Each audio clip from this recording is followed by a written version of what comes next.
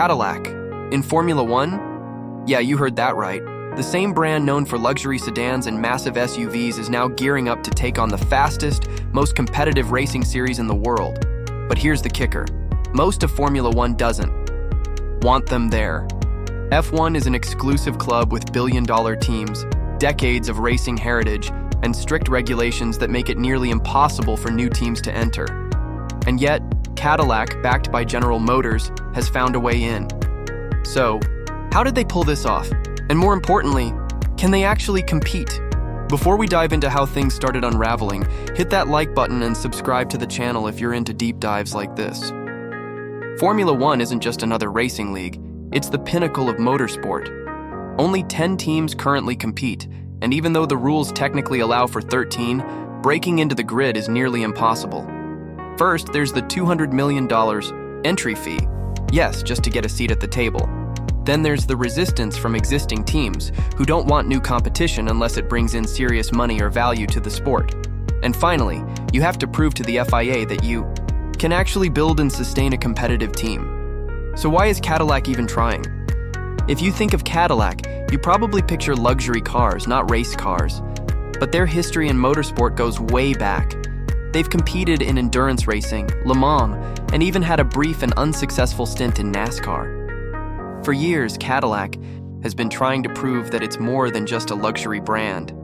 And now, with the backing of General Motors, they're going all in on the biggest motorsport stage of them all, Formula One. Cadillac isn't going into this alone. This entire F1 entry is part of a massive strategy by General Motors.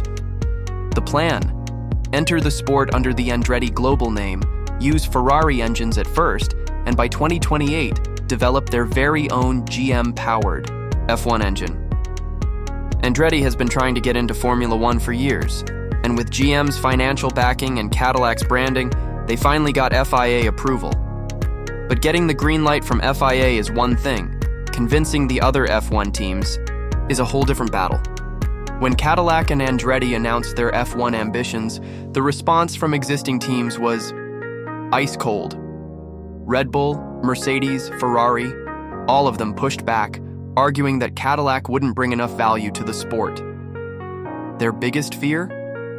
More teams mean a smaller slice of the prize money. Despite the backlash, the FIA approved the entry. But even now, teams are making it clear they don't think Cadillac belongs in F1. So, what happens next?